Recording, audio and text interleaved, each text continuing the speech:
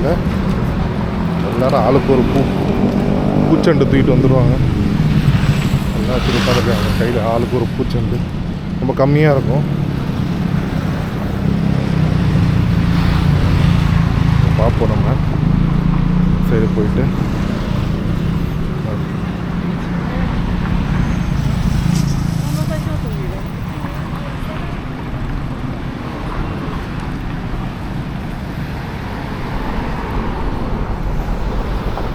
Touch-up எல்லாம் ready பண்ணிகிட்டு இருக்காங்க மக்கள்.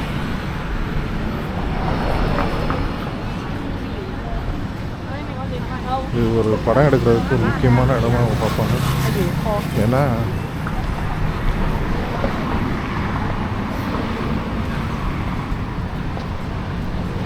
இந்த இடம் வந்து பின்னாடி பேக் ரோடு வந்து ரொம்ப அழகாக இருக்கும். அது அதனால் மக்கள் எல்லாருமே அந்த பக்கம் பார்த்து வச்சு ஃபோட்டோ எடுத்துக்கிடுவாங்க.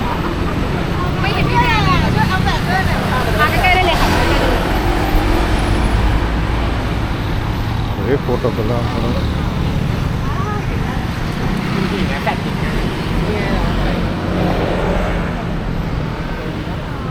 ஃபோட்டோ எடுக்கிறதுக்கு இது ஒரு முக்கியமான பாயிண்ட்டாக வச்சுருப்பாங்க மக்கள்.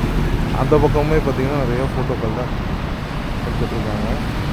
ஆனால் இந்த சைடில் அந்த வியூ நல்லாயிருக்கும். அந்த சைடில் அந்த பக்கத்து பிரிட்ஜு தான் தெரியுமே தவிர இந்த பக்கம் இந்த நல்லா இந்த நதிக்கரை பூராமே தெரியுறதுனால சூப்பராக இருக்கும் இந்த சைடு ஃபுல்லாக.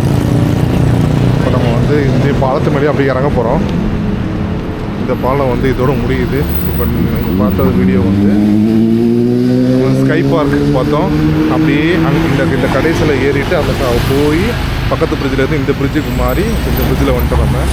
உங்களுக்கு இந்த வீடியோ பிடிச்சிருக்குன்னு நான் நம்புகிறேன். இதுக்கு அடுத்த வீடியோ வந்து நான் அந்த பூ மார்க்கெட்டில் போய் எடுத்து காட்டுறேன். எப்படி இருக்குன்னு பாக்லாட் தலாடுவாங்க. அதை அந்த வீடியோ போடுறோம் பாருங்கள். எவ்வளோ சீப் அண்ட் பெஸ்ட்டாக இருக்குது, என்னென்ன டிஃப்ரெண்ட் வெரைட்டி ஆஃப் பூக்கள்லாம் இங்கே இருக்குதுன்றதை நம்ம அதை பார்க்கலாம். மீண்டும் ஒரு பதிவு சந்திப்போம். மறக்காம சேனலை சப்ஸ்கிரைப் பண்ணிக்கோங்க.